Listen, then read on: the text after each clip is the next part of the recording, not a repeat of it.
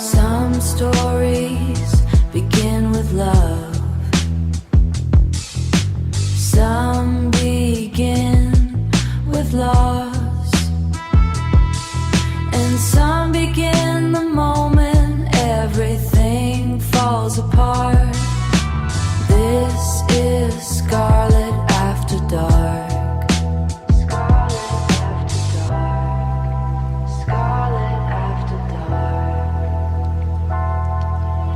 Scarlett After Dark. I'm Scarlett Stone. This is The Unraveling, a story about a secret affair, a dissolving marriage, and what it cost to want the wrong man. Let's get into it.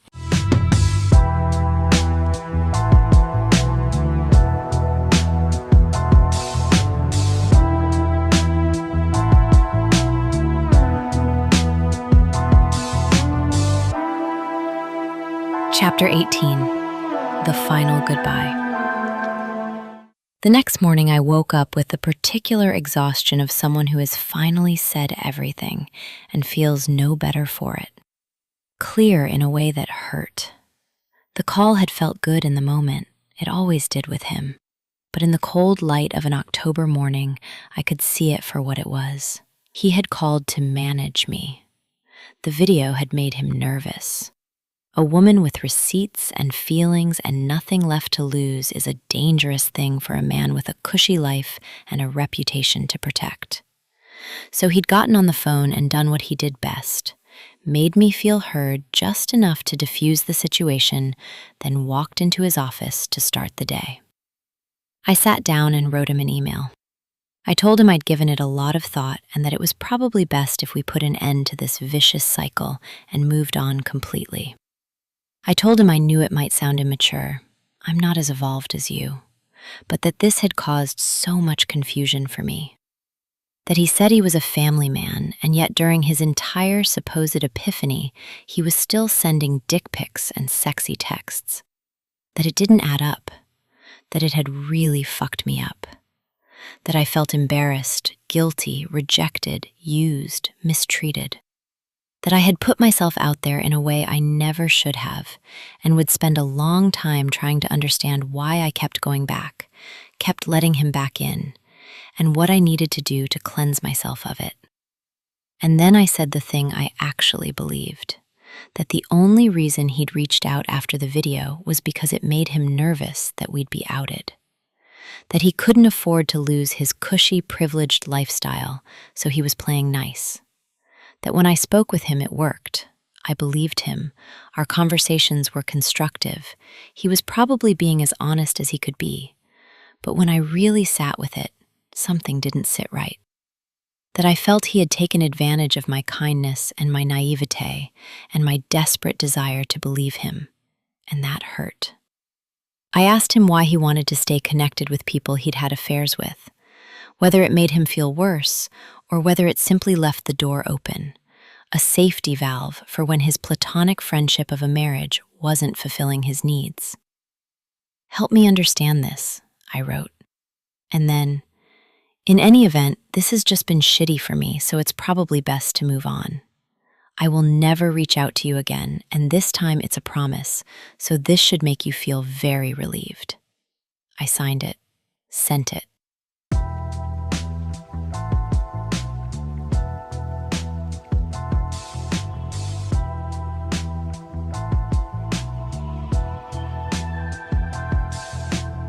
His reply came within minutes.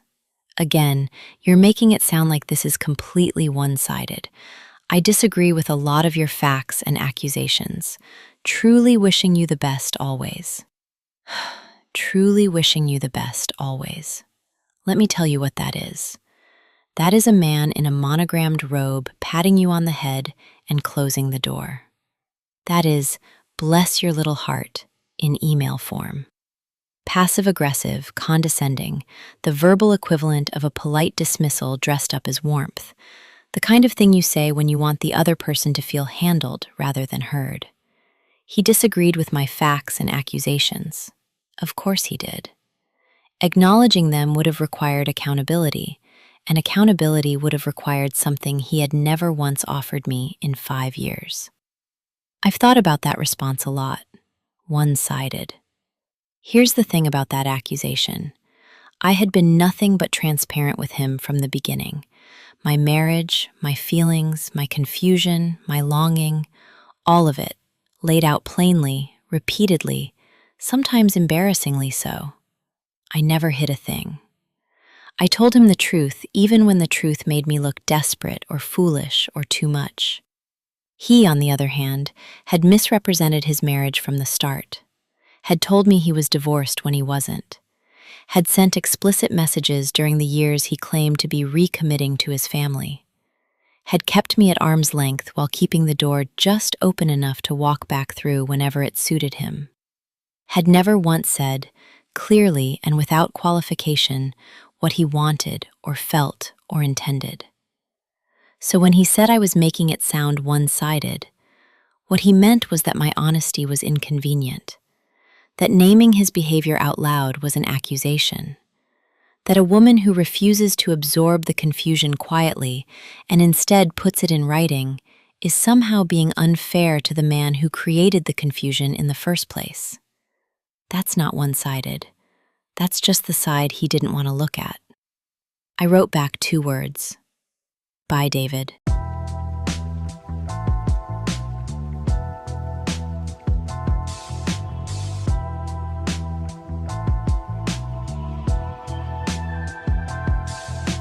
I hit send and put my phone face down. Impulsive. Like the whole thing had been impulsive. Like David Rose himself had been impulsive. The most expensive impulse of my life. But it was necessary. And if I'm being completely honest, I wanted him to hurt. I wanted those 2 words to land the way his silences had landed on me, the way his disappearances had landed, the way the "you guys" and the thumbs up and the moral hangover and every carefully managed withdrawal had landed. I wanted him to feel, even briefly, like a door had just closed on him. I wondered if he did. I still wonder. Does he think about me? Am I the one that got away, or the one he's relieved is finally gone? And then there's the question I've asked myself almost as many times. Why do I even care? Why would I want a cheater in my life? I'm not going to pretend I'm above it. I cheated too. I know what I am. I'm not standing here in white. But there's a difference. For me, David was a rupture, the one crack in 18 years of fidelity, the one person who broke through something I didn't know could be broken. For him, it was Tuesday. I was one in a rotation, distinguished only by how long I stayed in it.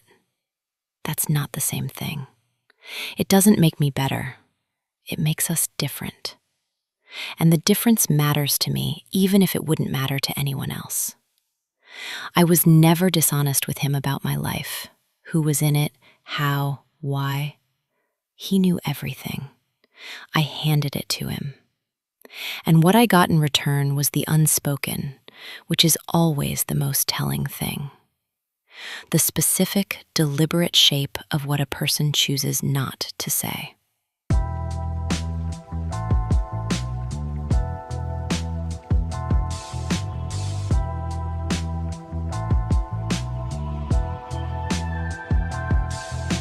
Here's what I know. I saw him, really saw him, every crack and crevice, every contradiction, every place where the charm ran thin and the fear showed through.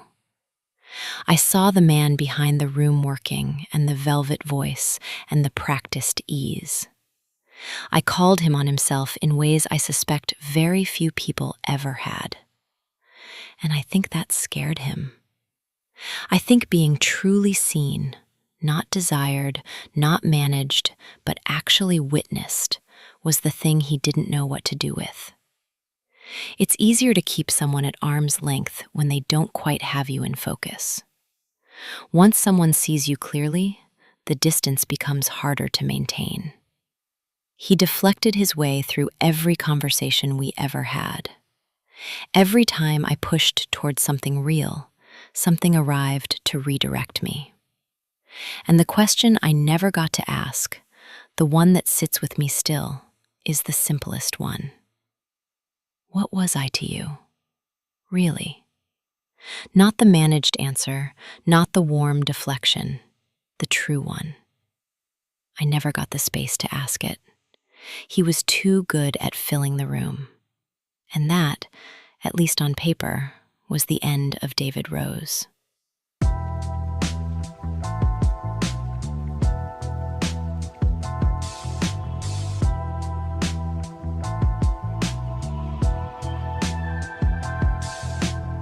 He wanted a convenient fuck. I wanted a love story. Those two things were never going to meet in the middle, no matter how long I waited. No matter how many times I picked up the phone, or sent the video, or wrote the email, or let him back in. He never had any intention of trying. Not really. Every move he made was calibrated to keep me available without ever having to choose me. A man who genuinely wants to try finds a way to try. He doesn't need 5 years and a rattling video. He just tries. He shows up first. He says the true thing without being cornered into it. David never did any of that. Not once. What we had was real. The chemistry, the connection, the feeling of being fully seen by someone who got you in a way most people never would. That part wasn't a lie. But he took that real thing and used it as a tap he could turn on and off depending on what he needed. When his marriage felt like a roommate situation, there I was. When I got too close to the truth, gone. When the video rattled him, back again. That's not a man finding his way to you.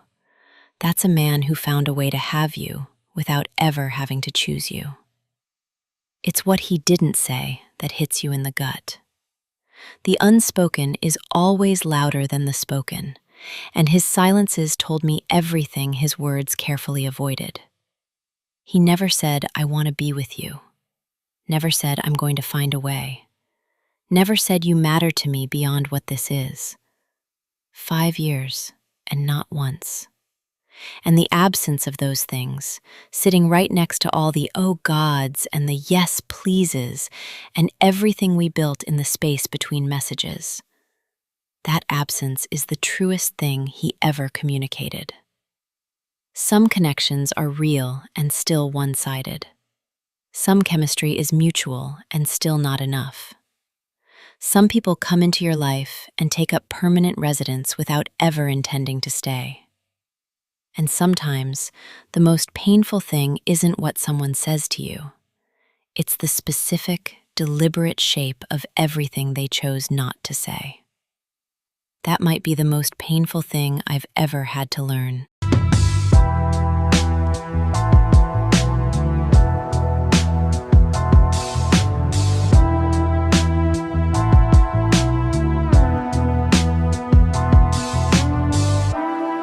Chapter 19. Oversexed and Lonely. Another holiday came and went, the way holidays do when you're performing a life you've already emotionally exited. On time, mostly convincing, quietly exhausting. We decorated the tree, cooked together, went out for drinks, walked Coco, exchanged gifts on Christmas morning in the living room with the kids. The rituals didn't require the feeling to work, and I was grateful for that. I went through each one carefully, like handling something fragile that still had value even if it had stopped being mine. We still slept in separate rooms, that hadn't changed, but we moved through the days together with the easy familiarity of two people who genuinely liked each other, even when they had nothing left. James was steady, predictable. There every morning in his chair with his coffee and his puzzles and his laugh at something on his phone. He didn't deserve any of this. What I felt wasn't guilt exactly. It was something more like the particular sadness of watching someone love you in a way you can no longer receive. Goddess was evolving, which helped. Gave my hands something to do. Gave my brain somewhere to live that wasn't inside the David Rose Museum I'd apparently built and furnished over 5 years. I was trying to get my head straight. Trying to stop watching useless astrology tarot TikToks at midnight and actually move my life forward, because I could see what was coming. The divorce finalizing, the next chapter, all of it. And I needed to be ready for it. David Rose had truly fucked me up. But I had let him. I had handed him the keys and watched him drive, and then been surprised when he didn't bring the car back. That was on me too, and it was time to start acting like it. But I'd be lying if I said I didn't still look at my phone hoping to see his name. I was very good at torturing myself like that. I was depressed in the low, quiet way that doesn't announce itself dramatically, but just settles over everything like weather. I dove into Goddess, into books, into the basement workouts, into anything that kept me moving forward rather than spiraling back. I hadn't been chosen. I wasn't enough. Or I was too much. Either way, the result was the same. In the meantime, my body was doing something it had been doing since the pandemic, getting stronger, tighter, better. 2 hours a day in the basement, every single day, without fail. Weights, cardio, stretching, repeat. I had gained a little weight back, but I was strong and tight and genuinely, objectively good-looking in a way that I felt in my bones rather than just saw in the mirror. The endorphins were relentless, and so was I. And what they produced, among other things, was a libido that was on fire. Absolutely, inconveniently, magnificently on fire. I started wearing lacy lingerie and taking pictures of myself. In lingerie, draped across the bed. In the tub, all steam and skin. Mirror selfies that I'd look at and think, genuinely think, damn. I felt alive in my body in a way that the last several years had slowly drained out of me. And getting it back was its own kind of grief, because it arrived with the full knowledge that there was no one there to appreciate it except a man who I didn't desire.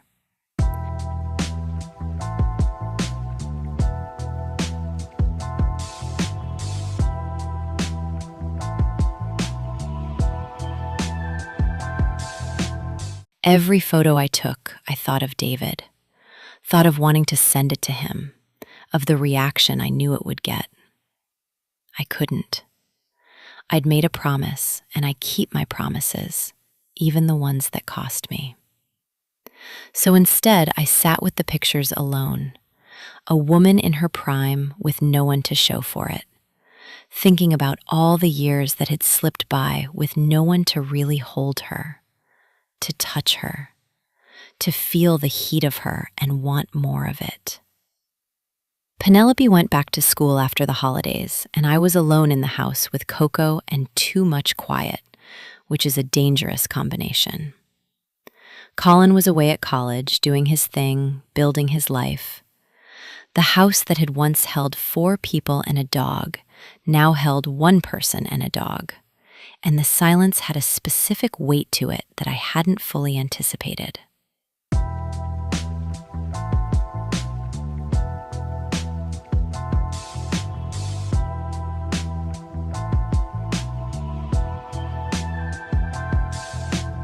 I joined Ashley Madison, a discreet service for married people seeking affairs, which tells you something about where my head was. Most of the men on there were exactly what you'd expect. But there was one, Gio, who had enough in common with me to make the back and forth interesting. Same taste in music, same obsession with working out. A younger guy with a wife in Greenwich Village who was presumably just as bored as I was. We never showed our faces. We kept it light, flirty messages, a little heat, nothing that crossed into anything real. A casual connection with no stakes and no address. It went on for a few weeks until Gio suggested meeting in real life. The moment he said it, I was out. That was the line. The point where faceless fun became something with an address and a body and actual consequences. I disengaged. Never heard from him again. And then I caught myself thinking, is this how David felt? Is this all I ever was to him? A Gio? Someone on the other end of a phone, faceless in the ways that mattered, a voice and a body and a convenient heat source he could turn to when the rest of his life went cold. Was I essentially porn to him? Something to use in the dark, privately, that he could close the app on when he was done? The thought sat with me for a long time, and I didn't like where it landed. Because the difference, I told myself, was that David and I had depth, history, real conversations about real things, genuine connection that went beyond anything Gio and I had exchanged. But then again, that's probably what everyone thinks about their Gio. No word from David. I'd known there wouldn't be.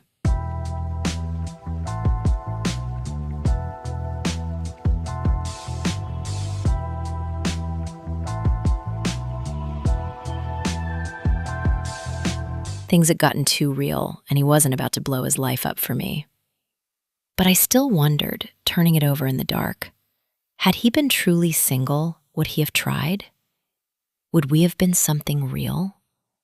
These questions tormented me with the particular cruelty of questions that have no answers, only echoes.